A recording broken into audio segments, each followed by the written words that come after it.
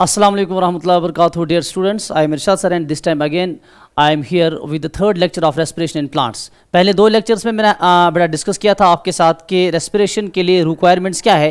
पहले लेक्चर में हमने डिस्कस किया था कि रेस्पिरेशन के लिए दो रिक्वायरमेंट्स हैं, एक रिक्वायरमेंट है फूड और वो किस तरह से सेल्स के अंदर आ जाता है वो हम पूरी तरह से डिस्कस किए हैं। और दूसरे लेक्चर में हमने डिस्कस किया जो दूसरी रिक्वायरमेंट रेस्पिरेशन के लिए है, that is oxidation, that is oxygen. और इसीलिए हम रेस्पिरेशन को बोलते हैं ऑक्सीडेशन ऑफ फूड। ऑक्सीजन और फूड ये दो चीजें हैं जो रेस्पिरेशन के लिए जरूरी है। और दूसरे लेक्चर में मैंने कल के लेक्चर में डिटेल में डिस्कस किया कि ऑक्सीजन किस तरह से सेल्स के अंदर जा रहा है, हर सेल के अंदर किस तरह से ऑक्सीजन जा रहा है inside a plant body and inside the body of other organisms specially in animals and plants. ठीक, तो सेलुलर लेवल पे हर सेल को, जिस भी सेल को रेस्पिरेशन करनी है उसमें दो चीजें होनी ही चाहिए। एक ये कि उस सेल के अंदर क्या हो, फूड हो, और दूसरा ये कि उस सेल के अंदर ऑक्सीजन जाए, तभी जाके हो जाएगा ऑक्सीडेशन ऑफ फूड। सिंपल।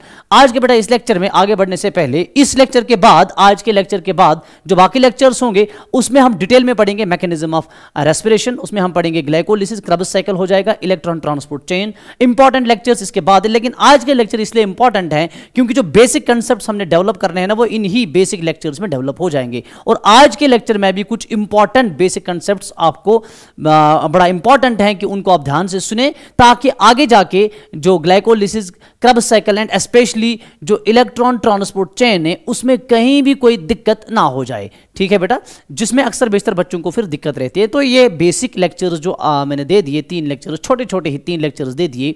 तो इन लेक्चर्स का मकसद ये है कि आपको जो बेसिक्स हैं, रिक्वायरमेंट्स हैं, जो बेसिक्स हैं रेस्पिरेशन समझने के लिए, सेलुलर रेस्पिरेशन समझने के लिए, मैकेनिज्म समझने के लिए, वो बेसिक्स क्लियर आप कर दें।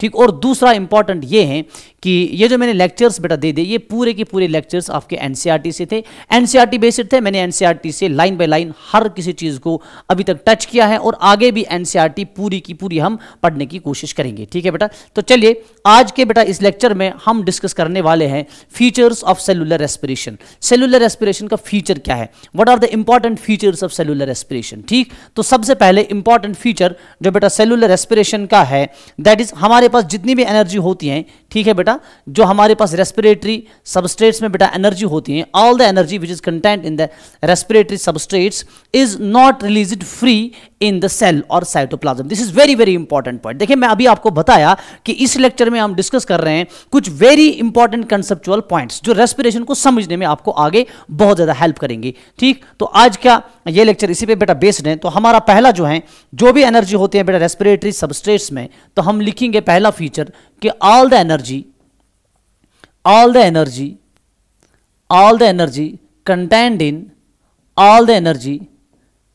in respiratory substrates, all the energy contained in respiratory substrates, all the energy contained in respiratory substrates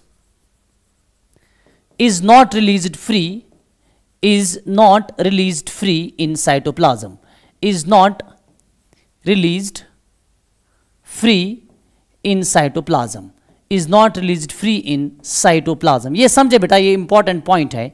ठीक, हमारे पास जो भी रेस्पिरेटरी सबस्ट्रेट है, कल लास्ट में मैंने रेस्पिरेटरी सबस्ट्रेट्स के बारे में भी आपसे डिस्कस किया।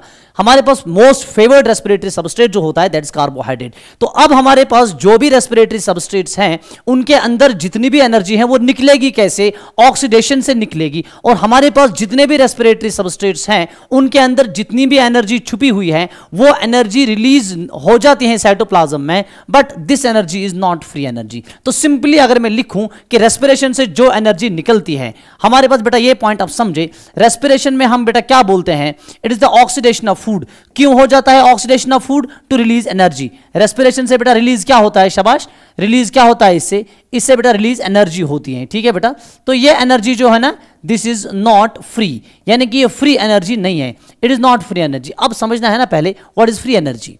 ठीक, देखिए एक हो गया फ्री एनर्जी और एक हो गया कि जो फ्री एनर्जी नहीं होगी। फ्री एनर्जी क्या है? जो भी एनर्जी निकलेगी रेस्पिरेशन से, अगर ये एनर्जी फ्री एनर्जी होती तो ये एनर्जी किसी भी सूरत में इस्तेमाल करनी थी सेल को इन ए पर्टिकुलर टाइम पीरियड। समझ में आ रही बात? ठीक से अब हमारे पास जो भी एनर्जी निकल रही है ये एनर्जी फ्री नहीं रहती है, ये एनर्जी जल्दी से चेंज हो जाती है। तो रेस्पिरेशन में असल में जो भी एनर्जी निकलती है that is released in the form of heat. Heat is the form of energy. Respiration से जो भी एनर्जी निकलती है, इस चीज को ध्यान में बिठा के रख लीजिए, रेस्पिरेशन से जो भी एनर्जी निकलती है this energy is mainly in the form of heat and this energy does not remain in the form of heat.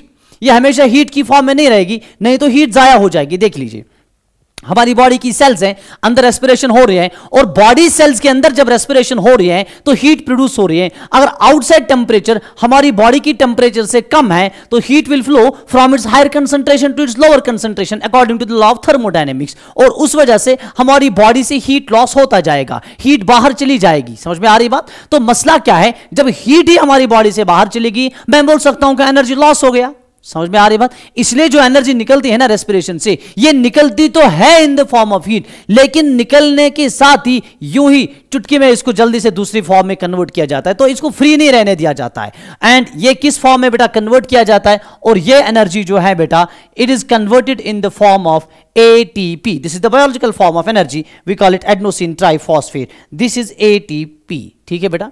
और दूसरा इंपॉर्टेंट जो बेटा इसको इसमें आपको याद रखना है, दूसरा फीचर क्या है, जो हमारे पास रेस्पिरेशन है सेलुलर रेस्पिरेशन, इसमें एक और इंपॉर्टेंट पॉइंट जो बेटा आपको याद रखना है, वो इंपॉर्टेंट पॉइंट क्या है, वो ये है कि रेस्पिरेशन जो है it is not a single step process. Respiration जो है बेटा it is not a single step process. Respiration is not a single step process. Respiration is not a single step process. Respiration एक step में complete नहीं हो जाता है, ये कोई सिंगल स्टेप प्रोसेस नहीं है, बल्कि रेस्पिरेशन क्या है, it's a multi step process and it takes place in various steps.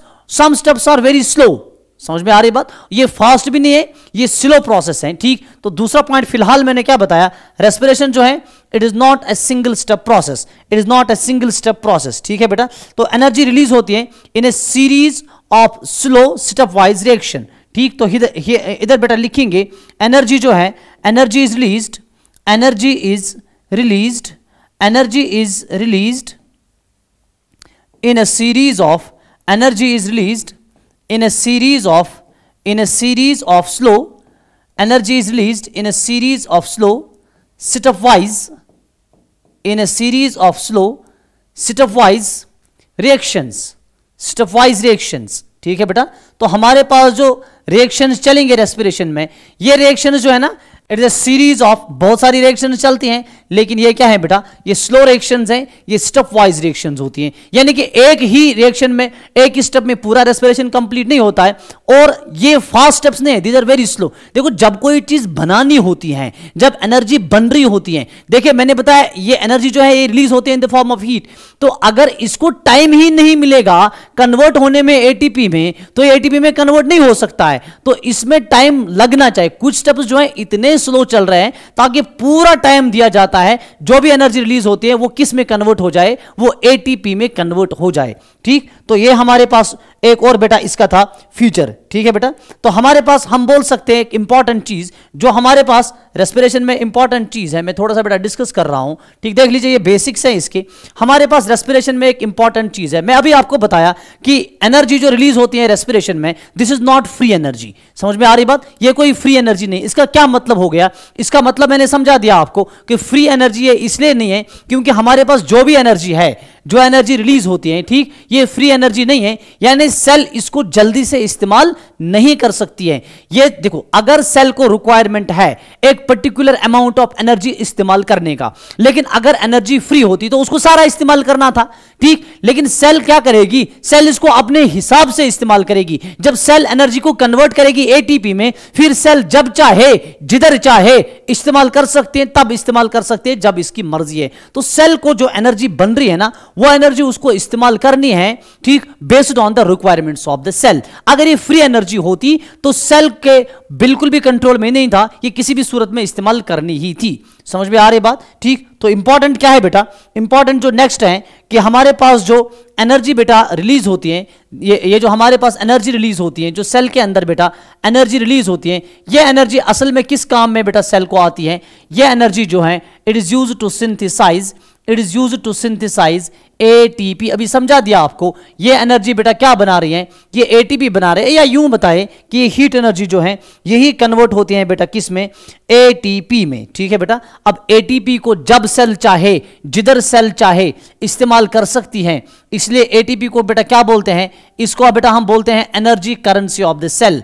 ATP को बेटा क्या बोलते हैं? This is called energy currency of the cell. देखिए जैसे हमारे आपके जेब में करेंसी होती है, ठीक है बेटा, देखो पैसा होता है। मैं अक्सर बोलता हूं, आप किसी रेस्टोरेंट में चले गए, आपको भूख लगी है, आपको खाना खाना है, आपके पास 10,000 रुपीज है, आप खाना खाने चले गए, ठीक, आप 200 का खाना खा रहे हैं, ठीक, आप उसको 10,000 देंगे कि सारा खर्च कर लेंगे ना? It is currency with you, ठीक। आप जब चाहे, जिधर चाहे, जितनी रिक्वायरमेंट हो उतना ही खर्च करेंगे। यही तो सेल के साथ भी होना चाहिए। अगर आपको कोई 10,000 रुपीज देगा, बोलेगा नहीं 1 घंटे में इसको खर्च करना ही करना है, मैं आपको फ्री दे रहा हूं लेकिन लेबल लगा रहा हूं कि इतने से टाइम में ये खर्च होना चाहिए, बता वो तो जाया हो जाएगा, वो तो वेस्ट हो जाएगा। जिन चीजों की रिक्वायरमेंट नहीं है आप वही करोगे।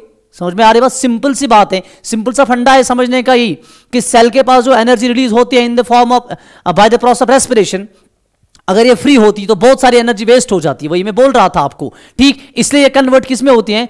एटीपी में। तो एटीपी क्या करेगा? Act as energy currency of the cell. तो सेल जब चाहे, जिधर चाहे इस एटीपी को बेटा इस्तेमाल कर सकती है, ठीक। एक और इंपॉर्टेंट पॉइंट बेटा याद रख लीजिए, हमारे पास जो रेस्पिरेशन है, रेस्पिरेशन जो है बेटा it is amphibolic process. Respiration क्या है? शाबाश, respiration is an amphibolic process और एम्फीबॉलिक पाथवे, ठीक है बेटा। What do mean bye amphibolic? जो कैटाबॉलिक भी हो, शाबाश, जो एनाबॉलिक भी हो, जो कैटाबॉलिक भी हो, जो एनाबॉलिक भी हो। What do mean bye catabolic and anabolic?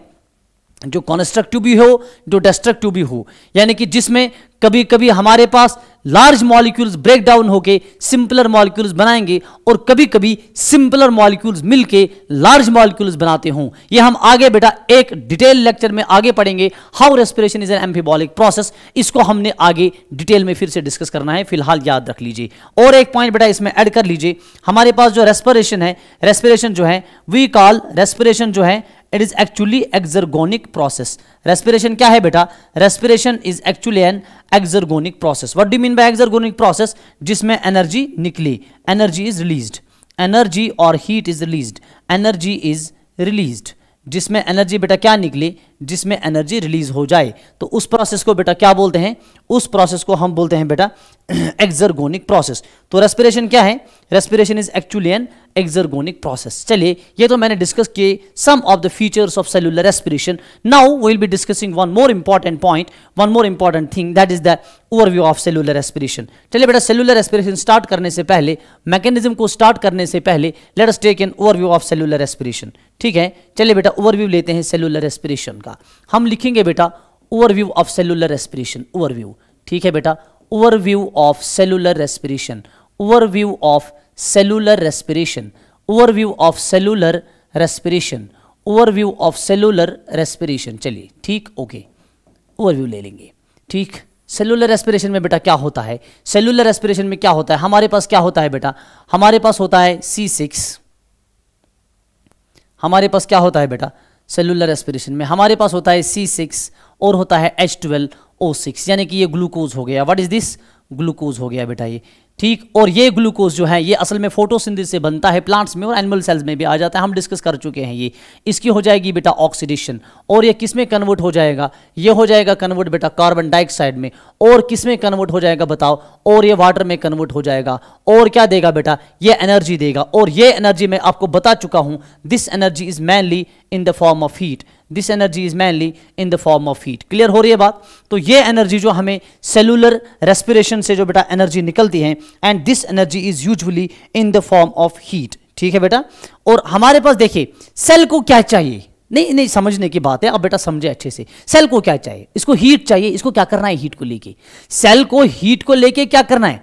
कोई आपको पैसा नहीं दे रहा है, कोई आपको गोल्ड दे रहा है। इमेजिन कि आपको कोई सोना दे रहा है। अब सोने को क्या करोगे? खाओगे, ठीक? या चलिए आपको कोई पैसा दे रहा है, पैसे को क्या करोगे? खाओगे? नहीं खाओगे ना। पैसे से वो चीज खरीदोगे जो खाने की चीज है। नहीं समझे? ये समझे बेटा, यही कुछ होता है सेल के साथ। पैसे से वो चीज आप खरीदोगे जिसको आप खा सकते हैं। आपको भूख लगी है, आपके पास पैसा है, आपके पास सोना है, उसे काम चलेगा? नहीं चलेगा। तो ये पैसा कब आपको काम देगा? जब वो चीज आप खरीद सकोगे जो आपको खानी है। एग्जैक्टली यही कुछ सेल के साथ होता है। करना क्या है सेल को? एनर्जी को कुछ भी नहीं करना है। करना क्या है सेल को? हीट को कुछ भी नहीं करना है। ये एनर्जी और ये हीट जो है, ठीक है बेटा, ये हीट जो है ये असल में ये कन्वर्ट होती है किस में बेटा? एटीपी में। फिर एटीपी कब खर्च करेगी सेल? किस में बेटा खर्च करेगी? सेल को एटीपी खर्च करना है वो मॉलिक्यूल्स बनाने में which are required by the cell. समझ में आ रही बात? ठीक। तो ये एटीपी जो है बेटा ये किस में खर्च लगे? It is used to, ATP is used to, ATP is used to synthesize, ATP is used to synthesize, ATP is used to synthesize the molecules, synthesize the molecules, ATP is used to synthesize the molecules required by the cell, to synthesize the molecules required by the cell, ATP is used to synthesize the molecules required by the cell। तो cell को जिन molecules की requirement है वो molecules असल में बनने चाहिए, और वो मॉलिक्यूल्स बन रहे हैं बेटा किससे? वो मॉलिक्यूल्स बन रहे हैं एटीपी से, ठीक। और एक इंपॉर्टेंट चीज है, ये कब पॉसिबल है? जब ये हीट किस में पहले कन्वर्ट हो जाए? एटीपी में। अगर हीट इसी तरह से एस्केप हो जाए, बताओ एनर्जी लॉस हो गई। अगर हीट बाहर चली गई सेल से, वही मैं बता रहा हूं कि जो ही हीट बनेगी फौरन ये किस में कन्वर्ट कर दी जाती है? एटीपी में, ताकि हीट जो है वो सेल से या ऑर्गेनिज्म की बॉडी से बाहर ना चली जाए। समझ में आ रही बात? ठीक। तो ये चीज कैसे बेटा पॉसिबल है कि हीट जो है इसको बाहर ना जाने दिया जाए? इसके लिए हमने ऑलरेडी पढ़ा है कि ये हमारे पास बहुत सारे स्टेप्स में होते हैं, और कुछ स्टेप्स इतने स्लो होते हैं कि जब ये हीट बनती है, ठीक, ये इसको किस में कन्वर्ट करना शुरू कर देते हैं? एटीपी में कन्वर्ट करना शुरू कर देते हैं। समझ में आ रही बात? ठीक। चलिए बेटा, ये हमारे पास थोड़ा सा मैंने बताया आपको basics regarding the overview of respiration. Will be now drawing a flow chart to make you explain the overview of this respiration. चलिए बेटा, फ्लो चार्ट एक बनाएंगे, ठीक, फ्लो चार्ट एक बनाएंगे। हमारे पास रेस्पिरेशन जो है, imagine these are carbohydrates, carbohydrates, ठीक है बेटा। क्या है हमारे पास? कार्बोहाइड्रेट्स को क्यों मैंने ले लिया? क्योंकि कार्बोहाइड्रेट्स जो हैं, these carbohydrates are actually the most favoured substrates. Carbohydrates क्या है बेटा? Carbohydrates are most favoured respiratory substrate. तो कार्बोहाइड्रेट की एक एग्जांपल बेटा हम लेंगे, say for example we will be taking the example of glucose, ठीक है बेटा। ग्लूकोज की एग्जांपल लेंगे। अब ग्लूकोज जो है इसको सबसे पहले हो जाएगी glycolysis, and this glucose will be converted into pyruvic acid. ये मैं थोड़ा सा आपको बेटा ओवरव्यू बता रहा हूं, ठीक। हमें ग्लूकोलिसिस ग्लाइकोलिसिस इसके बाद पढ़ना है, पहले थोड़ा सा ओवरव्यू बता रहा हूं, ठीक। तो ग्लूकोज बेटा किस में कन्वर्ट हो गया? पायरुविक एसिड में। ये 6 कार्बन कंपाउंड है, ये 3 कार्बन कंपाउंड है, तो इसके 2 मॉलिक्यूल्स बनेंगे। What is this process called? This is called glycolysis या ग्लाइकोलिसिस, ठीक है बेटा। चलिए, अब हमारे पास क्या बन गया? Pyruvic acid. इतनी प्रोसेस जब रेस्पिरेशन में हो जाएगी, this process is common to both aerobic and anaerobic organism. दोनों के लिए इतनी प्रोसेस जो है ये कॉमन है, ठीक। अब हमारे पास ये पायरुविक एसिड जो है इसके 2 फेट्स हैं। इधर it will undergo aerobic respiration. इसका बेटा क्या हो सकता है? Aerobic respiration. पायरुविक एसिड जो है इट में अंडरगो एरोबिक रेस्पिरेशन, और दिस पायरुविक एसिड जो है बेटा इट में अंडरगो एनारोबिक रेस्पिरेशन। इसका क्या हो जाएगा बेटा? Anaerobic respiration. इसका एरोबिक रेस्पिरेशन भी हो सकता है और एनारोबिक रेस्पिरेशन भी हो सकता है। समझ में आ रही बात? ठीक। देखिए, एरोबिक रेस्पिरेशन हो जाएगा, ठीक, तो इसको आगे बेटा क्या हो जाएगा? ये चला जाएगा किसमें? क्रब्स साइकिल में, ठीक है बेटा। और क्रब्स साइकिल के बाद ये कहां जाएगा बेटा? इलेक्ट्रॉन ट्रांसपोर्ट चेन में। किधर जाएगा? इलेक्ट्रॉन ट्रांसपोर्ट चेन में। और अगर एनारोबिक रेस्पिरेशन इसको होता है, उसको हम दूसरे टर्म्स में बेटा बोलते हैं फर्मेंटेशन। क्या बोलते हैं? शाबाश, फर्मेंटेशन, ठीक। ये फर्मेंटेशन हो गया। ये फर्मेंटेशन फिर से 2 तरह का हो सकता है। It can be lactic acid fermentation, it can be lactic acid fermentation, it can be lactic acid fermentation. ठीक, क्लियर हो रही है बात? It can be lactic acid fermentation, ये पहला हो गया। और ये हो सकता है बेटा alcoholic fermentation, alcoholic fermentation. It can be lactic acid fermentation और अल्कोहलिक फर्मेंटेशन। ये लैक्टिक एसिड फर्मेंटेशन भी हो सकता है, अल्कोहलिक फर्मेंटेशन भी हो सकता है। लैक्टिक एसिड फर्मेंटेशन से लास्ट में क्या बनेगा बताओ? इससे लास्ट में बनेगा बेटा लैक्टिक एसिड। ठीक, और अल्कोहलिक फर्मेंटेशन में लास्ट में क्या बनेगा बेटा? इससे लास्ट में बनेगा इथेनॉल, या मैं बोल सकता हूं कि इससे लास्ट में क्या बन रहा है बेटा? अल्कोहल बन रहा है, अल्कोहल। लेकिन अल्कोहलिक फर्मेंटेशन में रिलीज क्या हो जाएगा बेटा? कार्बन डाइऑक्साइड भी इधर निकलेगा। ठीक, और ये जो एनारोबिक रेस्पिरेशन है इसमें हमारे पास सिर्फ बन रहे हैं बेटा, एनारोबिक रेस्पिरेशन जो है इसमें हमारे पास सिर्फ नेट कितने बनते हैं? 2 मॉलिक्यूल्स ऑफ एटीपी। और इधर जो एरोबिक साइड है इधर बेटा हमें बनेंगे 38 molecules of ATP. Net ATPs कितने बनेंगे बेटा? 38 मॉलिक्यूल्स ऑफ एटीपी। इधर कितने बन रहे हैं? 2 मॉलिक्यूल्स ऑफ एटीपी। और इधर कितने बन रहे हैं? 38 मॉलिक्यूल्स ऑफ एटीपी। हमें पूरे चैप्टर में बस यही चीज पढ़ना है। देखिए फिर से मैं बताऊंगा, रेस्पिरेशन किसका हो जाएगा? कार्बोहाइड्रेट से ग्लूकोज का। इसका जो पहला स्टेप है that is glycolysis, and this is common to both, this is common to both aerobic and anaerobic organisms. ये पायरुविक एसिड में कन्वर्ट हो जाएगा। पायरुविक एसिड के 2 फेट्स हैं, फेट ऑफ पायरुविक एसिड, यानी इसके तकदीर में क्या लिखा है? इसकी तकदीर में लिखा है या तो ये एरोबिक रेस्पिरेशन में जाएगा या फिर एनारोबिक रेस्पिरेशन में जाएगा। एरोबिक रेस्पिरेशन में जाएगा तो क्रब्स साइकिल भी हो जाएगा, उसके बाद इलेक्ट्रॉन ट्रांसपोर्ट चेन भी हो जाएगा, 38 मॉलिक्यूल्स ऑफ एटीपी बनेंगे। अगर एनारोबिक रेस्पिरेशन में चला जाएगा तो फर्मेंटेशन होगा। फर्मेंटेशन 2 तरह का है, it can be lactic acid fermentation, it can be alcoholic fermentation. Alcoholic fermentation में इथेनॉल बनेगा या अल्कोहल बनेगा, और क्या निकलेगा बेटा? Carbon dioxide. Lactic acid fermentation में सिर्फ हमारे पास क्या बनेगा?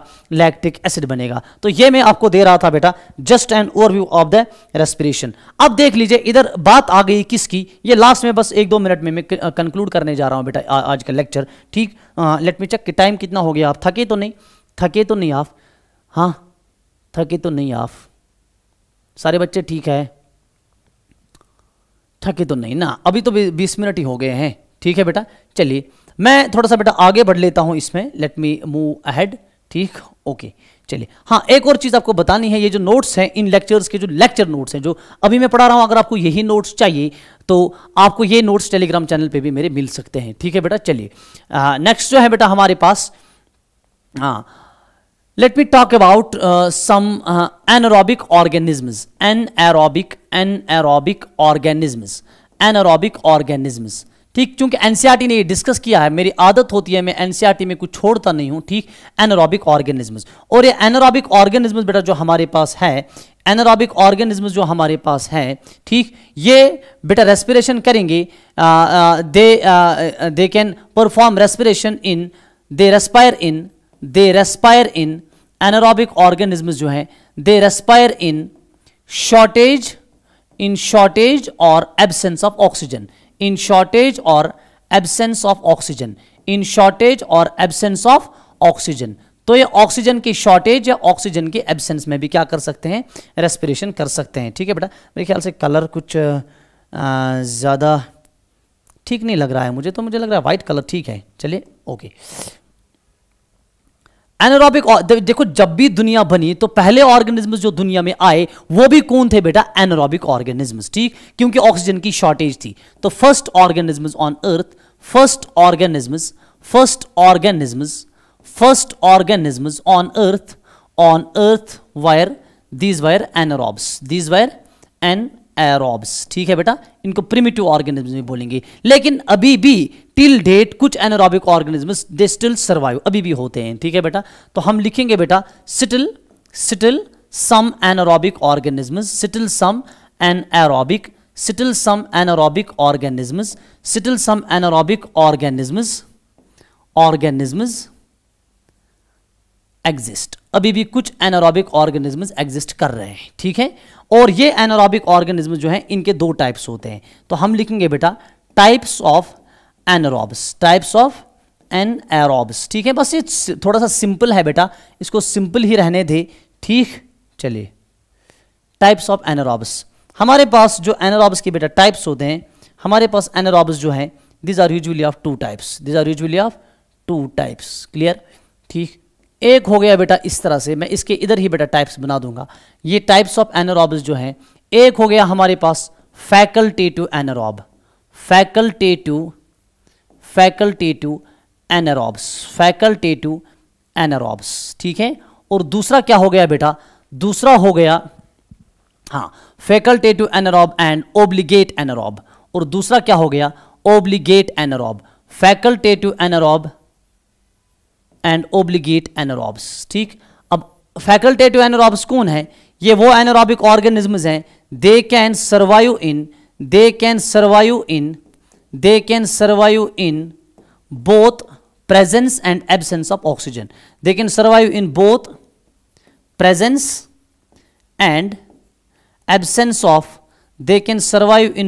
presence and absence of oxygen. समझ में आ रही बात, ठीक। What about obligate anaerobes? They can survive only in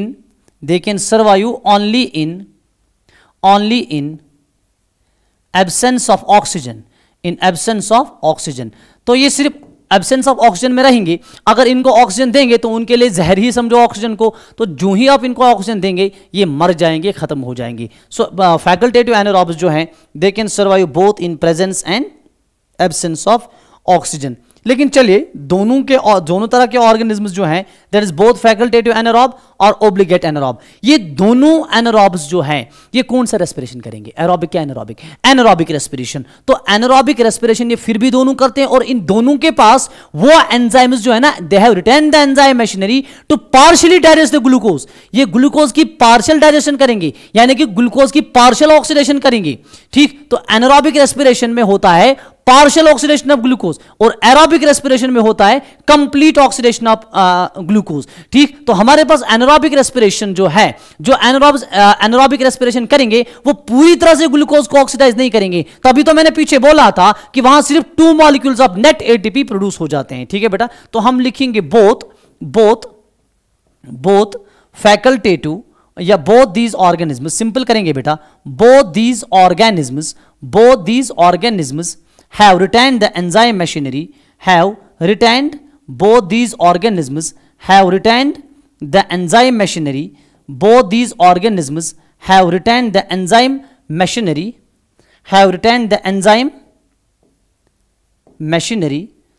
to partially